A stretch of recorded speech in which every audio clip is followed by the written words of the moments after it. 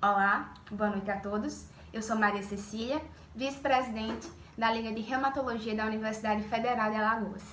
E hoje, no nosso segundo e último dia do curso sobre o uso racional de medicamentos no contexto da Covid, em nome da nossa Liga, deixo o nosso muito obrigada a todos que chegaram a esse momento e participaram dessa partilha de conhecimento. A nossa aula de hoje será ministrada pela professora, mestra e doutora Roberta Ferreira. Espero que estejam aproveitando ao máximo o nosso curso e a todos uma excelente aula. Boa noite a todas e todos.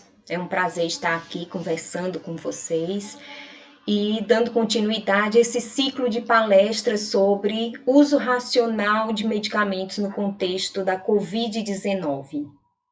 Hoje eu vou falar sobre esses 3 fármacos: azitromicina, nitazoxanida e ivermectina. Então, o que são essas substâncias? Por que estão sendo utilizadas em pacientes com Covid? A gente está vivendo uma época de muita ansiedade e essa ansiedade se reflete até na forma como absorvemos as informações que aparecem. Tem uma enxurrada de informações, algumas realmente são úteis, mas outras mais desinformam do que informam, e isso tem gerado muita ansiedade. Parece que a gente está perdendo o nosso filtro de conseguir enxergar o que é válido e o que não é válido. E como é que a gente faz isso? Com informações bem fundamentadas. E muita coisa a gente consegue buscar de maneira independente também, sem depender de manchetes sensacionalistas que aparecem a todo momento. Esses medicamentos que estão sendo testados para a Covid não são medicamentos recém-criados. São medicamentos que já existem, que já se tem uma base concreta sobre como eles agem, quais os seus efeitos sobre o nosso organismo, sejam eles bons ou ruins. E lembrando que todo medicamento tem efeito adverso, não existe medicamento de efeito adverso. E nem sempre o mesmo medicamento vai ser eficaz para todos os indivíduos. Tem que se levar em consideração que outras características aquele indivíduo tem, que comorbidades ele apresenta, para que um medicamento seja escolhido. Por isso que não vai existir também uma fórmula mágica. Muitas dessas terapias vão ser individualizadas. E existem muitas fontes de informação. O que a gente tem que procurar são fontes de informações confiáveis. Então, é importante conhecer bem os fármacos, não só os que estão sendo testados para o tratamento da Covid, mas também os fármacos para as condições associadas à Covid-19. Estão sendo usadas outras substâncias, glicocorticoides para controlar a inflamação, os antitrombóticos para os indivíduos que estão tendo complicações como tromboembolias, medicamentos para melhorar a capacidade respiratória e daí por diante. Eu vou falar de 3 medicamentos, um antibacteriano e 2 antiparasitários, que ganharam muito destaque ultimamente, por conta de uma possível ação contra o Covid-19. E agora nós temos a vantagem também de poder acompanhar o que está sendo pesquisado.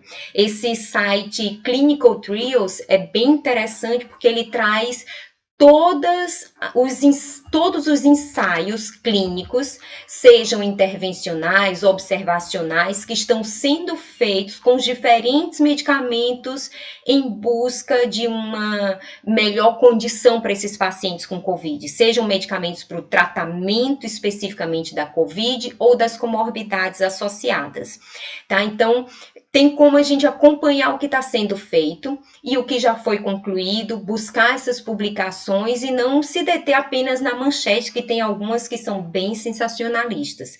Vamos ver a fundo o que é que essas informações trazem, né? O que é que pode ser aproveitado. E lembrando que até o momento, todo o uso de medicamento para o tratamento de pacientes com Covid é uso off-label. Esses medicamentos todos já foram registrados em alguma agência de saúde. No nosso caso, né, no Brasil, todos são registrados na Anvisa, só que para finalidades específicas que não tratamento de Covid. Então, leva um certo tempo para que o medicamento seja registrado. esse uso off-label é exclusividade do médico. Então, ele vai decidir que medicamento vai utilizar e é responsabilidade dele usar o medicamento para uma finalidade diferente daquela que está estabelecida na bula, que é o que caracteriza o uso off-label. A população não deve entrar em pânico e sair utilizando todo o medicamento que aparece e que a mídia citar, porque tem dezenas de medicamentos que estão sendo utilizados. E o que é off-label hoje pode vir a se comprovar pelos ensaios clínicos e passar a constar na bula a posteriori, ou pode ser que depois seja refutado, que se veja que realmente não funciona. Isso nunca vi a fazer parte das recomendações oficiais daquele medicamento. Então, tem que se ter cautela e olhar com um olhar mais crítico, sem aquela emoção e ansiedade que a situação traz. E como é que a gente vai conseguir ter esse olhar mais racional? Com um conhecimento embasado sobre esses medicamentos. Muita coisa do que já se tem hoje de informação desse medicamento faz com que a gente pondere e consiga enxergar melhor se o que está sendo colocado a respeito daquele fármaco tem um fundo de verdade ou não.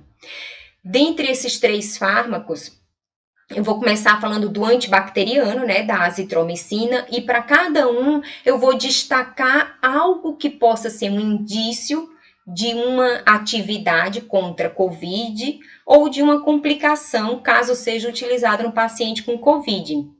Então, a azitromicina é um medicamento do grupo dos macrolídeos, né, é um antibacteriano ou antibiótico, como se gosta de chamar, derivado da eritromicina, que é um antibacteriano que está no mercado desde 1952. As modificações na molécula da eritromicina levaram à produção da azitromicina. E essa azitromicina tem algumas vantagens em relação aos outros macrolídeos, como o espectro de ação mais amplo, melhor tolerabilidade, ou seja, tem incidência menor de efeitos adversos, e algumas vantagens farmacocinéticas também, como, por exemplo, o fato dela ser estável em meio ácido e ser melhor absorvida após a administração oral. Apesar de só 37% do fármaco ser absorvido, mas essa quantidade que chega na corrente circulatória rapidamente se distribui pelos tecidos. E essa distribuição, com exceção da barreira hematoencefálica, que ela não atravessa em concentrações satisfatórias, é uma distribuição muito ampla. E aqui eu queria destacar que ela atinge boas concentrações no tecido pulmonar. Então, isso já é um dos pontos que despertou o interesse da azitromicina. Ela atinge concentrações bem satisfatórias no trato respiratório como um todo, assim como em outros tecidos. E um outro detalhe interessante, essas células de defesa não estão aqui à toa, ela consegue penetrar em macrófagos, em polimorfonucleares, né, com destaque aqui para os neutrófilos, que são o quê? Células fagocíticas. Então, ao penetrar nessas células, quando as células vão para o local da infecção, elas já levam o fármaco junto, fazendo com que ele se concentre nos locais onde tem focos infecciosos, no caso, bacterianos. E essa alta penetração dela nos tecidos faz com que ela seja liberada lentamente dos tecidos para depois ser eliminada, fazendo com que esse medicamento tenha uma meia-vida útil, uma meia-vida tissular, né, a concentração nos tecidos, em torno de 2 a 4 dias. Por isso que ela tem uma posologia tão cômoda, enquanto os outros antibacterianos são administrados muitas vezes a cada 8 horas e durante um período prolongado, a azitromicina requer administração de uma dose diária. E para as infecções bacterianas, normalmente ela é usada por 3 a 5 dias. É uma posologia realmente bem cômoda.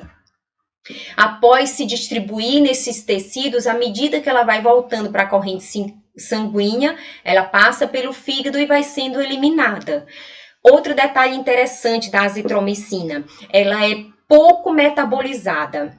Então, a maior parte do fármaco é eliminada na forma ativa.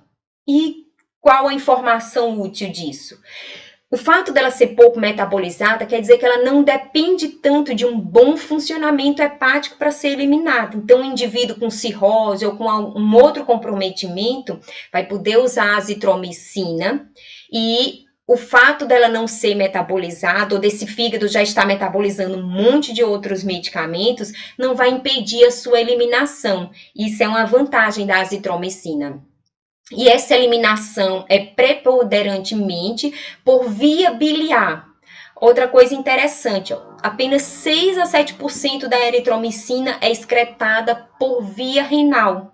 Então, ela não requer ajuste de dose em pacientes com insuficiência renal, já que ela depende pouquíssimo do funcionamento dos rins para ser eliminada.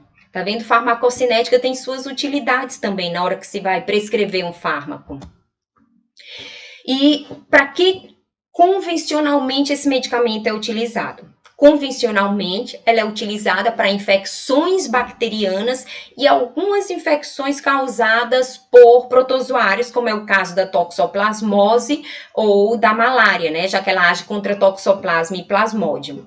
Mas o seu grande alvo são as bactérias.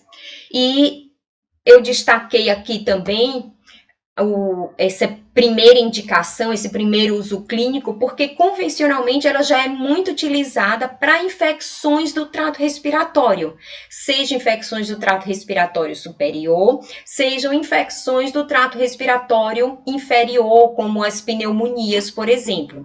Então, no caso de infecção bacteriana do trato respiratório, ele atinge boas concentrações nesse local e tem uma boa ação. Apesar de ser um fármaco bacteriostático, mas ele tem uma boa eficácia clínica. Além disso, é usado também para infecções de pele, tecidos moles, geralmente por estreptococos, infecções sexualmente transmissíveis, como sífilis, clamídia, cancro, né, causado por hemófilos do CREI, gonorreia.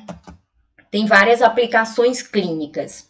E, como eu falei anteriormente, é um fármaco bacteriostático e que se liga de forma reversível ao ribossomo bacteriano ou ao ribossomo do protozoário, né, no caso da toxoplasmose e da malária, e inibe a síntese proteica. Como é uma molécula grande, ela ocupa essa região 50S do ribossomo e impede que as ligações peptídicas entre os aminoácidos que estão chegando e a cadeia polipeptídica em formação ocorram, né? Ou seja, impede a transpeptidação, como também impede a translocação, a passagem desse RNA ribossômico aqui, contendo a cadeia polipeptídica, para o sítio seguinte, para que chegue um novo RNA ribossômico, um outro RNA transportador, né, trazendo um novo aminoácido para continuar a síntese proteica. Então, ela, pela presença dessa molécula grande aqui, impede 2 etapas da síntese proteica. Só que, além disso, estudos mostram que ela tem uma ação, outras ações além dessa inibição da síntese proteica por ação no ribossomo bacteriano ou no ribossomo de protozoários. Foi demonstrado que a azitromicina é útil para a infecção por plasmódio falcíparo, não só por inibir a síntese proteica no plasmódio, mas por interferir na entrada do plasmódio nas hemácias. Por que eu estou falando disso, já que o nosso foco é COVID? Porque depois a gente vai ver a relação dessa ação com a possível indicação para o COVID-19. Então, gravem essa glicoproteína CD147, que é o provável alvo da azitromicina para impedir a entrada do plasmódio nas hemácias. Além disso, tem um outro mecanismo de ação que tem sido atribuído à azitromicina. Estudos mais antigos, de 10 anos atrás, têm relatado que ela apresenta uma leve ação imunomoduladora. Não é imunossupressora, tá? É imunomoduladora. Então, se observou in vitro que a azitromicina causava diminuição da hipersecreção de citocinas pró-inflamatórias e de quimiocinas, e tem outros trabalhos também nessa linha de investigar esse efeito. Esses testes foram feitos com células bronquiolares in vitro, e se observou que tinha uma melhora desse processo inflamatório e também diminuição dos danos oxidativos celulares. Isso também é uma outra coisa interessante, porque a azitromicina apresenta esse efeito anti-inflamatório. Não é um efeito anti-inflamatório como dos AINES ou dos glicocorticoides. E ela normalmente, apesar de se ter demonstrado esse efeito imunomodulatório, até em testes em vivo posteriormente, ela não é usada como um imunomodulador, como um anti-inflamatório, porque a gente está falando de quê? De um antibacteriano. E o uso prolongado iria selecionar bactérias resistentes.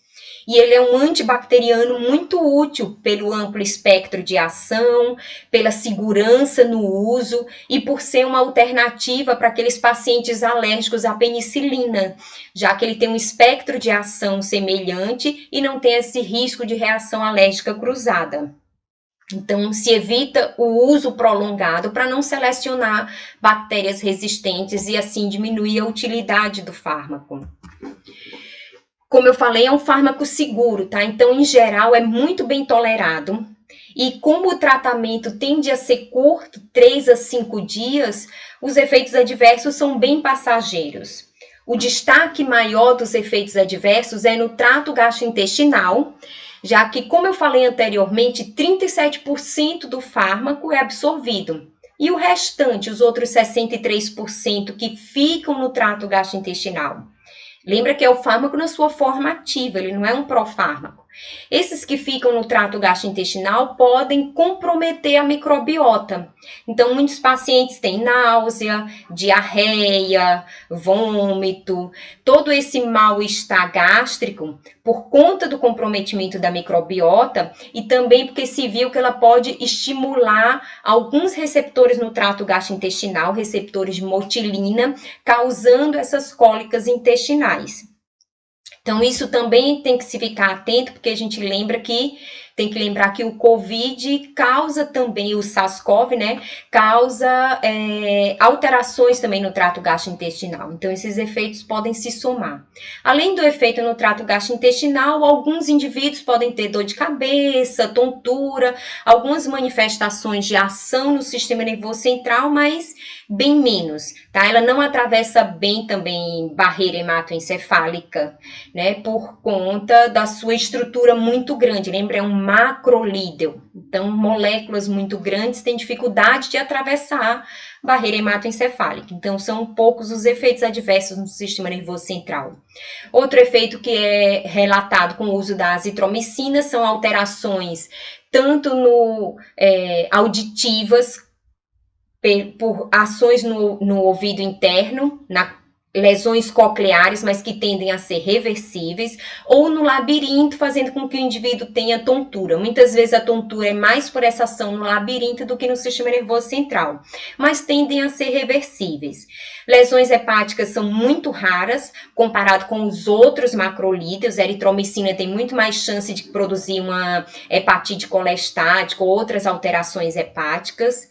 E diferente também dos outros macrolídeos, como ela praticamente não é metabolizada, ela não interfere na metabolização de outros fármacos, então tem poucas interações medicamentosas, que é uma vantagem para o uso da azitromicina.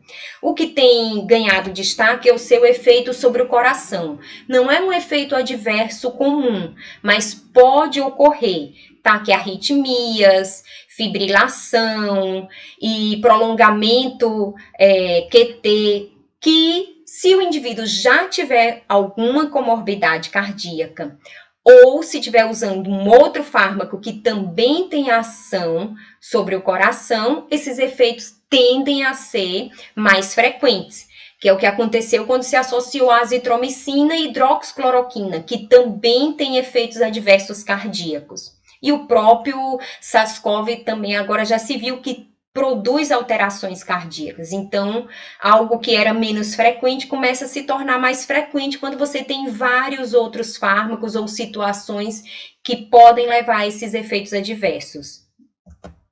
Bom, e por que ela está sendo utilizada para a COVID, né? Já dei algumas pistas anteriormente. Essa revisão é bem interessante, é de 2020, agora bem recente, e os autores questionam ou sugerem que é um fármaco que merece ser investigado. Por quê? Porque anteriormente, alguns grupos demonstraram que in vitro, a azitromicina aumentava a expressão de interferon induzida por rinovírus. E esse aumento de interferon, lembra que o interferon é uma molécula que o nosso corpo produz e que tem uma ação antiviral inespecífica. Por conta desses achados anteriores, o autor se questiona se os efeitos antivirais da azitromicina não poderiam ser aplicados também para pacientes com Covid-19. Um outro achado interessante, recente, é de Wang e colaboradores, que observaram que a proteína spike, aquela proteínazinha aqui do capsídeo do envelope do vírus, além de se ligar ao receptor de acetilcolinesterase, como dá para ver aqui nessa imagem, também se liga a CD147. Lembra que a gente viu essa CD147 nos eritrócitos? E que a azitromicina impedia a entrada do plasmódio nos eritrócitos, provavelmente por uma ação sobre essa glicoproteína. Então, por conta da ação da azitromicina nessa glicoproteína e pelo achado da interação do vírus também com essa glicoproteína, esses autores levantaram o questionamento de que será que a azitromicina pode interferir na entrada do SARS-CoV na célula? Então, será que essa glicoproteína 147 das outras células é correspondente à das hemácias? E será que a azitromicina também iria interferir na expressão dessa glicoproteína? Só que, como os próprios autores colocaram, né, isso são possibilidades. Por isso que a azitromicina está sendo investigada. Mas, como eles mesmos dizem, são necessários mais estudos para confirmar se ela realmente vai ter esse papel nos pacientes com COVID. Estão sendo feitos muitos estudos, por isso que a azitromicina está sendo tão pesquisada. Então, atualmente, pelo menos no dia 18, né, quando essas informações foram extraídas do Clinical Trials, existiam 108 estudos com a azitromicina. 3 estão ocorrendo aqui no Brasil, né? Tinha 6, mas 3 foram suspensos, então esses 108 incluem os estudos em andamentos, que estão recrutando pacientes, e aqueles que já foram suspensos. Poucos foram concluídos, alguns com dados muito conflitantes, e infelizmente muitos dos estudos são com azitromicina e hidroxicloroquina, o que aumentava o risco de alterações cardíacas, e aí ficou aquela dúvida da segurança do uso. Mas agora tem novos estudos também com a azitromicina e com outros fármacos, inclusive com alguns antivirais que estão sendo testados. Então, diante disso, o que é que as entidades médicas estão sugerindo, né? Então, tanto guidelines internacionais como do Brasil, esse aqui que eu trouxe são diretrizes para o tratamento farmacológico do Covid-19, tá? É um consenso da Associação de Medicina Intensiva Brasileira, Sociedade Brasileira de Infectologia e Sociedade Brasileira de Pneumologia e Tisiologia. Diante das informações que se dispõem até o momento, o que é que eles recomendam? Primeiro, para o tratamento da COVID, lembra que a gente tem 2 situações. A azitromicina, antes de mais nada, é um antibiótico. Então, essa diretriz traz não só a azitromicina, traz vários fármacos. Eu destaquei apenas a azitromicina, que é o nosso objeto de estudo aqui. Então, para o tratamento da COVID, a azitromicina com hidroxicloroquina, que eram os dados que se dispunham até agora, não mostraram benefícios. O benefício que se tem até agora demonstrado é muito pequeno ou negligenciável e o risco é muito importante, por conta daquelas ações, lembra que eu falei no coração. Mas para condições associadas à COVID, ou seja, como um antibacteriano, o que se tem de evidência, não só para a azitromicina, mas dos antibacterianos até o momento, é que, como um antibacteriano profilático, esse benefício é pequeno, apesar do risco também ser pequeno, mas como antibacteriano, quando se suspeita de uma infecção bacteriana concomitante à COVID, porque uma vez que o indivíduo tem alterações pulmonares pelo vírus, ele pode estar mais susceptível a adquirir uma infecção bacteriana também. Então, quando se tem suspeita de infecção bacteriana, o benefício é importante, o risco, né, é pequeno, e essas entidades são a favor do uso dos antibacterianos, e aí a azitromicina pode entrar dependendo se essas bactérias são sensíveis à ação da azitromicina, pode entrar como uma opção terapêutica. O outro fármaco que está sendo estudado é a nitazoxamida. Nitazoxamida é um fármaco relativamente novo, né? Começou a ser utilizada no Brasil em 2006. Para quê? Para infecções virais, mas gastroenterites virais, né? Isso é um destaque em relação do fármaco anterior, né? Da azitromicina, que é apenas com ação antibacteriana e contra alguns protozoários. A nitazoxanida já é aprovada para uso antiviral, mas apenas contra rotavírus e norovírus causadores de gastroenterites virais. Isso aqui no Brasil, né? Aprovado na Anvisa. No FDA, só para protozoários e homintos. E o uso dela contra protozoários, né? Contra giardíase, amebíase, eumintíases, tanto nematódios, cestódios e trematódios. Então, também é um fármaco de amplo espectro. Essa nitazoxamida entra naquela categoria também dos fármacos com poucos efeitos adversos e relativamente seguros. Diferente de outros medicamentos, ela não tem, por enquanto, não tem a possibilidade do uso parenteral. Então, para fazer uso da nitazoxamida, tem que ser por via oral. E interessante desse fármaco é que ele é melhor absorvido na presença de alimentos, quando você ingere ele junto com alimentos. Quando chega no sangue, é que ele vai se tornar ativo, porque a nitazoxamida é um profármaco. Mas assim que chega na corrente circulatória, ela é rapidamente ativada por hidrolases, né? Ela é rapidamente hidrolisada por esterases plasmáticas.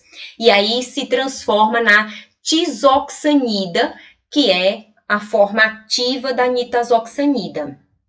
A meia-vida da sua forma ativa, da tizoxanida, é de cerca de 1,3 horas. Por isso que o fármaco é administrado também 2 vezes ao dia, né? Ele tem uma meia-vida curta, diferente da azitromicina. E esse medicamento ativo, para ser excretado, precisa passar pela biotransformação hepática. Parte do fármaco ativo consegue também ser eliminado, mas a grande maioria do fármaco só é eliminado após conjugação com ácido glicurônico. Então, ele precisa sofrer essa glicuronização no fígado para que então seja eliminada, mais ou menos em proporções iguais, né? Por filtração glomerular, por via biliar ou diretamente por passagem pelos enterócitos para luz intestinal e ser eliminado com as fezes. Em geral, é um fármaco também bem tolerado, assim como a azitromicina, com poucos efeitos adversos. Os mais comuns são distúrbios do trato gastrointestinal, náusea, vômito, algumas alterações também no sistema nervoso central, alguns indivíduos podem ter tontura, cefaleia, além da dor de cabeça, existe relato de convulsões ou de excitação do sistema nervoso central, mas é bem mais raro. O mais comum é só dor de cabeça, tontura e distúrbios gastrointestinais. Outro efeito que se observa com o uso da nitazoxamida, que é muito frequente, mas que não traz um prejuízo para o indivíduo, é a pigmentação dos fluidos. Então, pode ocorrer pigmentação de urina, de fezes, de lágrimas, né? Pigmentação da córnea, mas é importante só diferenciar que essa pigmentação é pela presença do fármaco, né? Da molécula do fármaco, que dá essa coloração nos fluidos, e não achar que é uma icterícia, por exemplo, por uma lesão hepática. Alguns indivíduos podem ter alteração de transaminases, anemia, mas não é tão frequente. E existe também o relato de taquicardia, apesar de ser bem menos frequente do que os distúrbios do trato gastrointestinal ou do sistema nervoso central. É importante só atentar para essa taquiarritmia, porque é mais um que, se somado ao efeito de outros fármacos, pode trazer alterações cardíacas. É contraindicado em pacientes diabéticos, pacientes com doenças hepáticas, até porque, diferente da azitromicina, ele precisa ser biotransformado no fígado para que seja eliminado, e pacientes com doença renal, já que mais de 30% desse fármaco depende da filtração glomerular para ser eliminado. Tá? Então, só destacando aqui o efeito no coração, que, se não tiver associação com doenças pré-existentes ou com outros fármacos cardiotóxicos, normalmente não é percebido. Como é que esse fármaco age? Para os protozoários, ele interfere na cascata fermentativa, inibe essa enzima aqui, a PFO, né, piruvato ferredoxina oxidorredutase, inibindo a transformação de piruvato em acetil-CoA. Nos vírus, a ação dele, nos vírus que são sensíveis à nitazoxamida, né, aqueles rotavírus, causadores de infecções intestinais, é bem específica para uma determinada proteína viral. Então, ele age nessa VP7, que é uma proteína estrutural, que é responsável não só pela morfologia, mas pela infectividade também do vírus. E, ao interferir nessa proteína, ela compromete a replicação e a manutenção da estrutura viral. Mas já existe um indicativo de ação viral. E por que ela está sendo utilizada, está sendo testada para o tratamento de COVID? Exatamente por conta de já existir alguma ação viral. Então, muitos antivirais, né, muitos fármacos utilizados contra outros vírus estão sendo pesquisados e testados para ver se também vai ter ação contra a COVID. Não necessariamente vão apresentar ação contra o coronavírus, mas já é um indício, né, para que se selecione fármacos para testar. Então, anteriormente, em 2014, esse medicamento foi testado contra vários vírus e se mostrou em pacientes, isso aqui, ó, foi teste, não foi teste in vitro, tá? Teste em vivo em pacientes com influenza, se administrou nitazoxanida, tanto na dose de 300 mg 2 vezes ao dia, quanto de 600 mg 2 vezes ao dia. E na dose de 600 mg 2 vezes ao dia, os pacientes com infecções não complicadas, causadas por influenza, tiveram uma melhora dos sintomas um pouco antes dos pacientes que receberam placebo, ou que receberam só 300 mg de nitazoxamida. Então, segundo os autores, eles relataram melhora dos sintomas 21 horas antes dos pacientes que usaram placebo. Né? Não é algo tão significativo, mas é um indício. Em pacientes, posteriormente, eles foram testados em pacientes com infecções respiratórias graves. Só que aí, nesses pacientes com infecções respiratórias respiratórias graves, ela, apesar de ter se mostrado segura, né, apesar de ter sido segura nessa dosagem de 600 miligramas 2 vezes ao dia, que era maior do que a dosagem utilizada para as outras patologias, né, para as quais ela já tem sido aprovada, foi segura, isso foi um ponto bom. Porém, não reduziu o tempo de internação comparado com o placebo, não teve uma melhora do quadro de influenza, né, das complicações da influenza quando ela era grave.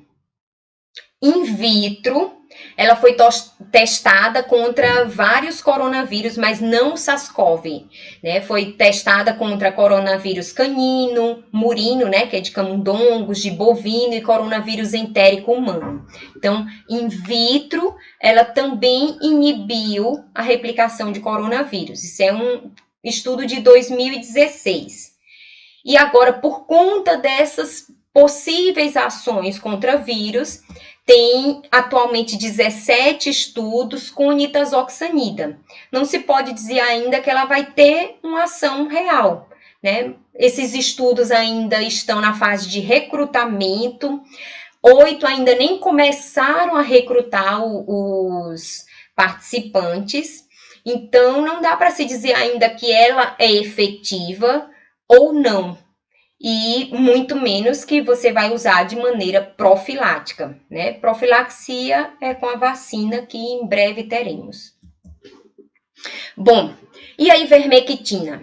Ivermectina é um antiparasitário, assim como a nitazoxanida, só que não tem ação aprovada para uso contra viroses.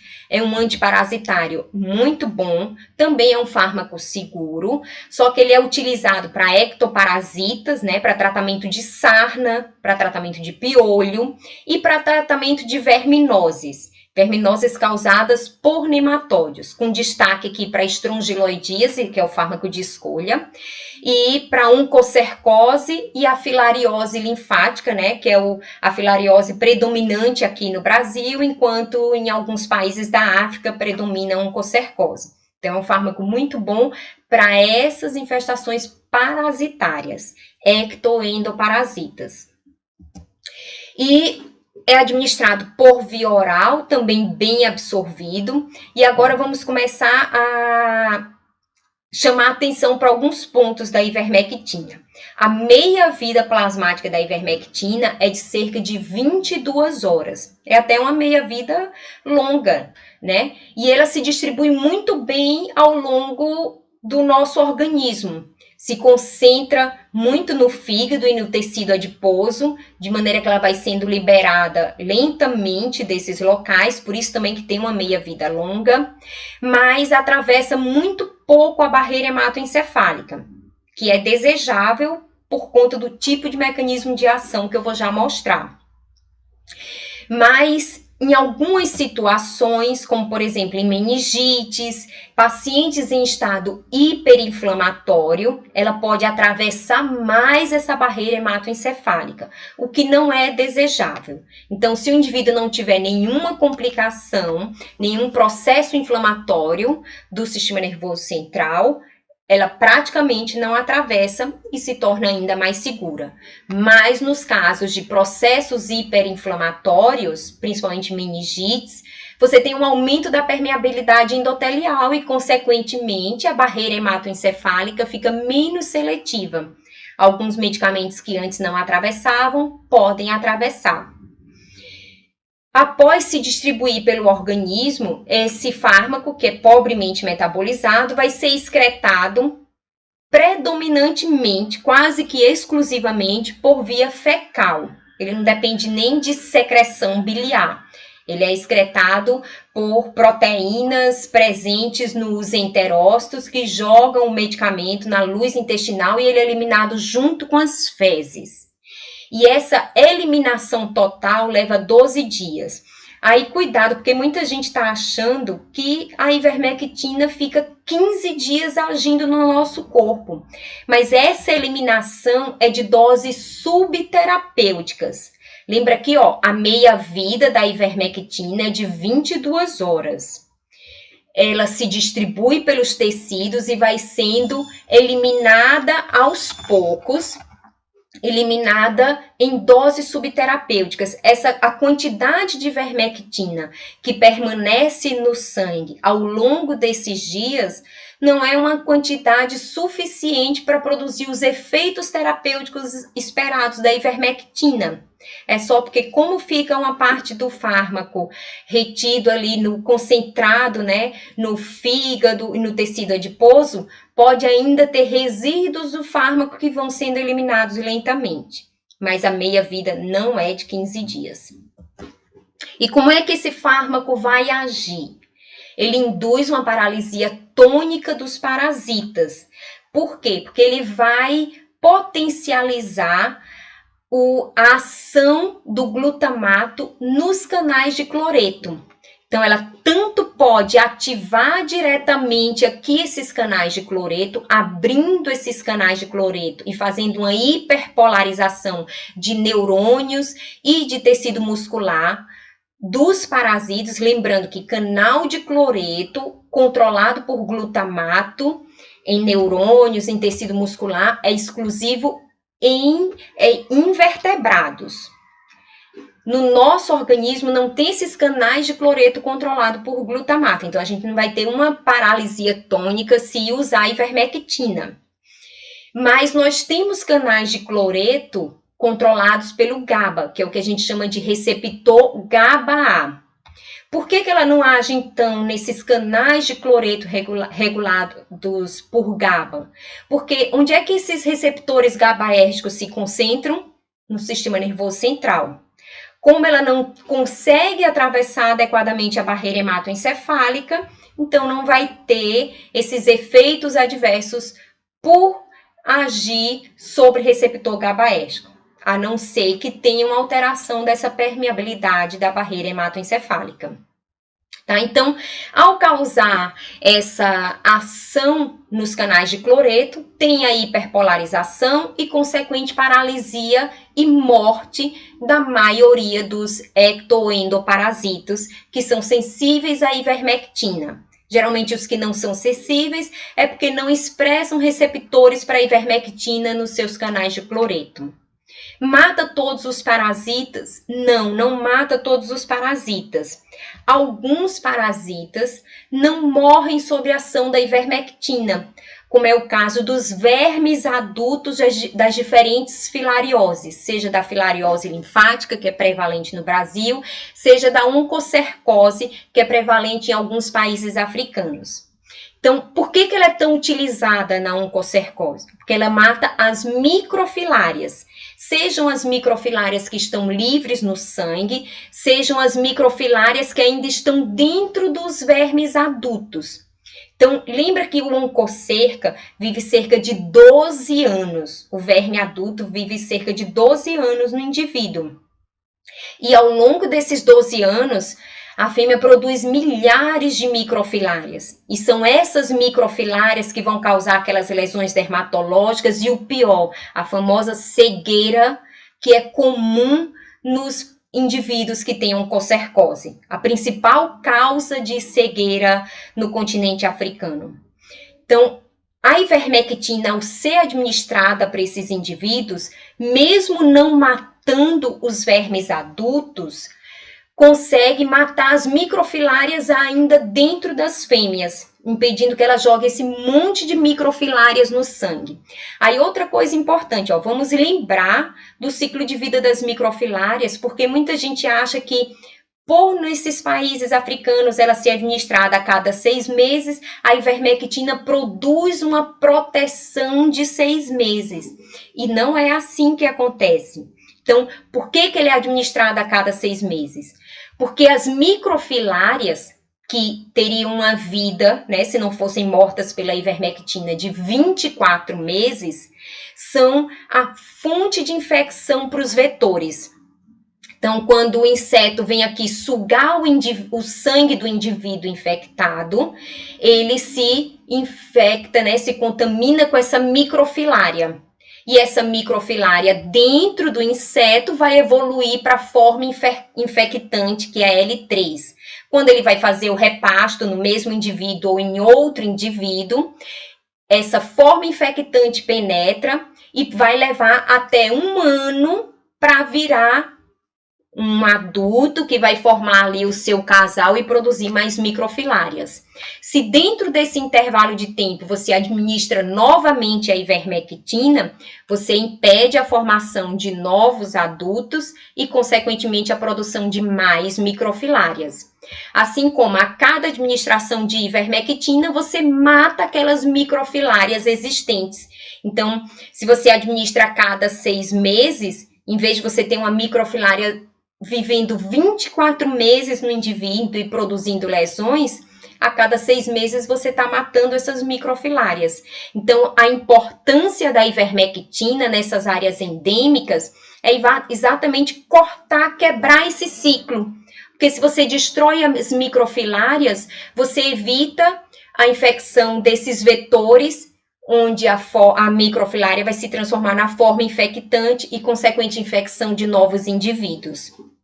A morte desses indivíduos adultos só seria possível com a retirada cirúrgica, já que o fármaco não mata. E ao longo desses 12 anos, você vai evitar, você vai ter que continuar administrando a ivermectina para diminuir a produção dessas microfilárias, tá? Então, a ivermectina não tem uma duração de efeito de 6 meses, como algumas pessoas acreditam.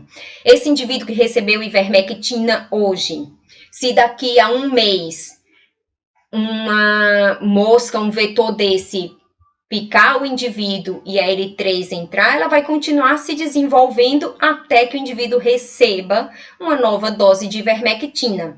Da mesma forma, se esses indivíduos adultos produzirem microfilárias, elas não vão morrer porque alguns meses atrás o indivíduo recebeu ivermectina. Elas só vão morrer quando o indivíduo receber uma nova dose de ivermectina. Bom, e essa ivermectina é segura? Também está entre os fármacos que têm poucos efeitos adversos. O mais comum seria, mais uma vez, distúrbios do trato gastrointestinal, distúrbios no sistema nervoso central, às vezes dor de cabeça, tontura, mas muito pouco, já que ela tem dificuldade de atravessar a barreira hematoencefálica, a não ser que o indivíduo esteja usando outros fármacos que também tenham esse efeito adverso, ou se tiver uma alteração do sistema nervoso central, como eu já falei. E urticária, rasco cutâneo, urticária, prurido, mas todos esses efeitos, as próprias dores musculares que alguns indivíduos relatam, são passageiros, já que é um fármaco de dose única. O efeito mais grave da ivermectina, só quem vai apresentar são os pacientes com filariose, né, com cocercose, que é a reação de Mazotti, que na verdade não é uma reação à ivermectina, é uma reação à morte massiva de microfilárias. Então, quando essas microfilárias morrem, o indivíduo vai ter uma reação alérgica e inflamatória, aí ele tem hipotensão, febre, angioedema, uma série de efeitos adversos que também são momentâneos, é só enquanto está tendo essa morte das microfilárias, ou seja, dura cerca de 2, 3 dias, e só nesses indivíduos que têm filariose. Essa ivermectina deve ser evitada em gestantes, porque não se tem dados que confirmem a segurança. Lembrando que ela também pode ser excretada pelo leite. Pacientes com meningite ou outras afecções do sistema nervoso central, porque se ela atravessar a barreira hematoencefálica em grande quantidade, ela vai estimular receptores GABAérgicos. Crianças menores de 5 anos ou menores de 15 quilos. E por que essa ivermectina, por que um fármaco que é antiparasitário está sendo agora testado para pacientes com Covid? Então, existem estudos in vitro, estudos de 2012, 2016, estudos anteriores com ivermectina para verificar se ela tinha ação antiviral. E ela apresentou in vitro ação antiviral contra HIV, contra o vírus da dengue, contra a zika, contra a febre amarela. Vários vírus in vitro se mostraram sensíveis à ivermectina. Mas nós nunca utilizamos ivermectina para pacientes com HIV, pacientes com dengue, pacientes com febre amarela. Até hoje, essas enfermidades não usam ivermectina para o controle, né, para tratamento. Então, o estudo in vitro não se mostrou eficiente em vivo. E ela foi testada em vivo também. Então, tem um estudo que é o ouro do ensaio clínico, randomizado, duplo cego, com placebo. Foi feito um estudo com todo esse critério em pacientes com dengue, né, na Tailândia, um estudo clínico de fase 3. Usaram 400 microgramas por quilo de ivermectina durante 3 dias. E realmente ele se mostrou seguro nessa concentração durante esse período de tempo, né, mais do que o que se usa normalmente para a filariose, por exemplo, que é 200 microgramas, uma vez, né, dose única. Então, ele foi seguro nessa dose, só que não produziu nenhum benefício clínico. Então, aquele medicamento que in vitro foi eficiente contra a dengue, em vivo não se mostrou eficiente. E agora, recentemente, teve um estudo publicado, que causou todo aquele burburinho, né? Aquele estudo australiano, que chamou mais atenção porque no título dizia fármaco aprovado pelo FDA. Aí parecia que ele tinha sido aprovado para o tratamento do Covid, mas ele fazia referência ao fato de ser um fármaco que tinha sido aprovado no FDA para outros usos. Então, ele é aprovado no FDA, como é aprovado na Anvisa, para parasitoses. E aí, isso deu a entender que ele já tinha sido aprovado para a Covid. É aquilo que eu disse, não adianta ler o título, tem que se aprofundar e ler o artigo como um todo. In vitro, ele foi realmente eficaz contra a Covid. Em 48 horas, conseguiu eliminar mais de 98% do vírus.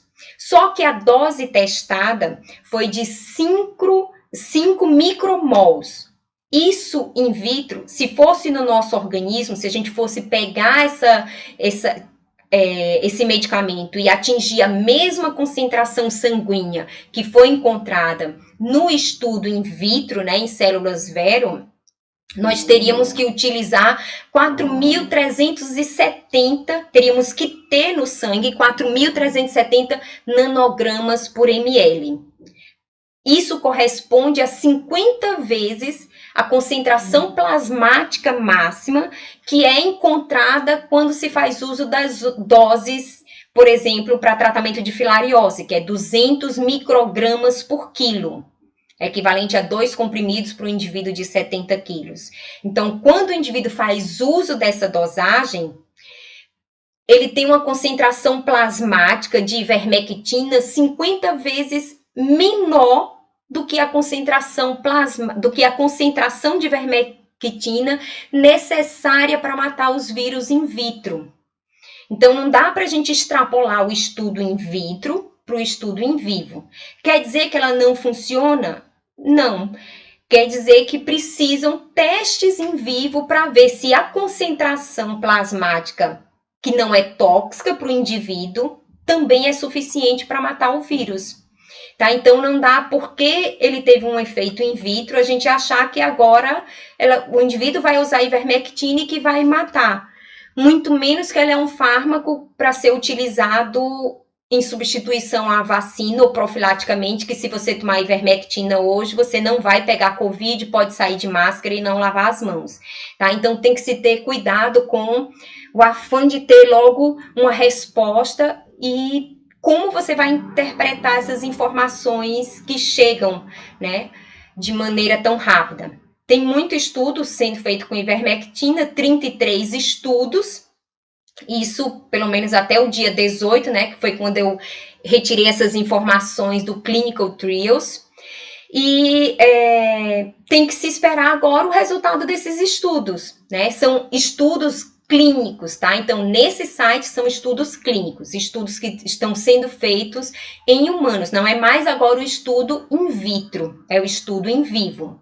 Aí vamos ver quando esses resultados chegarem, né? 3 já foram concluídos desses 33 estudos. Só que até agora não foram postados os resultados para que se possa saber se realmente tem eficácia ou não tem eficácia. E toda vez que, como eu falei, as pessoas estão numa ansiedade muito grande. É normal, né? Tá todo mundo com medo da doença, todo mundo querendo um tratamento. Só que imagine, porque eu tenho medo de ter dor de cabeça, eu vou tomar todo mês um analgésico para que naquele mês eu não tenha dor de cabeça? Então, a população às vezes entra em pânico e começa a usar todo medicamento que pode ser uma possibilidade de tratamento. Então, para evitar o uso desnecessário e com complicações, o que é que a Anvisa fez? A azitromicina, por ser um antibiótico, já era vendida com retenção de receita, como todos os antibióticos ultimamente estão sendo. Ivermectina e nitazoxanida, não. Da mesma forma, hidroxicloroquina. Então, a Anvisa determinou que cloroquina, hidroxicloroquina, ivermectina e nitazoxanida só podem ser vendidas agora com retenção de receita. É aquela receita dupla e uma via fica retida na farmácia, para evitar essa compra massiva pela população e muita gente que às vezes tinha um problema hepático, um problema no sistema nervoso central, um problema cardíaco, fazendo uso de um medicamento sem nem estar infectado. Então, são medicamentos de uso off-label, são medicamentos que têm que ser prescritos pelo médico e não pode ser uma prescrição massiva, tem que se levar em consideração a condição, as particularidades de cada paciente. Vamos torcer para que em breve algum desses realmente se mostre eficaz e que possa ser usado de maneira segura no combate dessa enfermidade.